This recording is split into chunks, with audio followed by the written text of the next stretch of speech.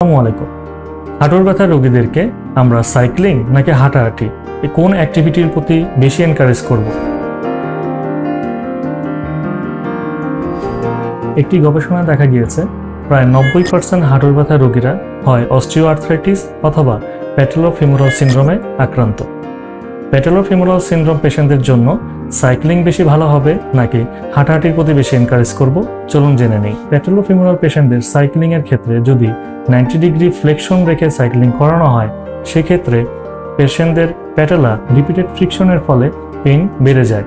সুতরাং প্যাটেলোফিমোরাল পেশেন্টদের সাইক্লিংকে যতটা সম্ভব অ্যাভয়েড করা হয়। তবে কিছু কিছু ক্ষেত্রে ইয়াং অ্যাডাল্টের জন্য সাইকেলের সিটের হাইট বাড়িয়েও সাইক্লিং করানো যেতে পারে। পক্ষান্তরে আর্থ্রাইটিস পেশেন্টদের যেহেতু কার্টিলেজিনাস ইরোশন হয় এবং জয়েন্ট স্পেস কমে যায়, সেক্ষেত্রে নিয়ার রেঞ্জ অফ মোশন বাড়ানোর জন্য সাইক্লিংয়ের প্রতি বেশি এনকারেজ করা হয়। তবে সেক্ষেত্রে 3 থেকে 5 মিনিটের বেশি আমরা সাইক্লিংয়ের প্রতি উদ্বুদ্ধ করি না, কারণ ফিটনেস ট্রেনিংয়ের ক্ষেত্রে যেহেতু আমরা সাইক্লিংয়ের প্রতি বেশি উদ্বুদ্ধ করি এবং ট্রিটমেন্ট পারপাসে 3 থেকে 5 মিনিটের মধ্যে সাইক্লিং করানোর জন্য পেশেন্টদেরকে বেশি উদ্বুদ্ধ করা হয়।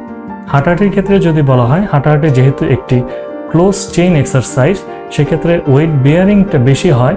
এর জন্য অস্টিওআর্থ্রাইটিস পেশেন্টদেরকে যতটা সম্ভব হাঁটাহাঁটির ক্ষেত্রে কম এনকারেজ করানো হয়। পক্ষান্তরে যেহেতু জয়েন্ট রেঞ্জ অফ মোশনটি কমে যায় অস্টিওআর্থ্রাইটিস পেশেন্টদের, সেক্ষেত্রে সাইক্লিংয়ের প্রতি বেশি এনকারেজ করা হয়। এক কথায় আমি যদি বলি, প্যাটেলোফিমোরাল সিনড্রোম পেশেন্টদের সাইক্লিংয়ের ক্ষেত্রে যেরকম ডিসকারেজ করা হয়, অস্টিওআর্থ্রাইটিস নিয়ের ক্ষেত্রে সাইক্লিংয়ের প্রতি এনকারেজ করা হয় এবং হাঁটাহাঁটির ক্ষেত্রে প্যাটেলোফিমোরাল পেশেন্টদেরকে এনকারেজ করা হয় এবং অস্টিওআর্থ্রাইটিস পেশেন্টদের ক্ষেত্রে বেশি হাঁটাহাঁটির ক্ষেত্রে ডিসকারেজ করা হয়। তারপরেও একজন বিশেষজ্ঞ ফিজিওথেরাপিস্ট আপনাকে স্পেশাল অ্যাসেসমেন্ট করে আপনার নিয়ের কন্ডিশনকে আইডেন্টিফাই করে তার স্পেশাল ইন্টারভেনশন প্রোটোকলের মাধ্যমে আপনার নিয়ের রেঞ্জ বাড়ানো এবং তার স্পেসিফিক এক্সারসাইজ বা সাইক্লিং এবং হাঁটাহাঁটি এ বিষয়ে আপনাকে পরামর্শ দিয়ে থাকবেন। ধন্যবাদ।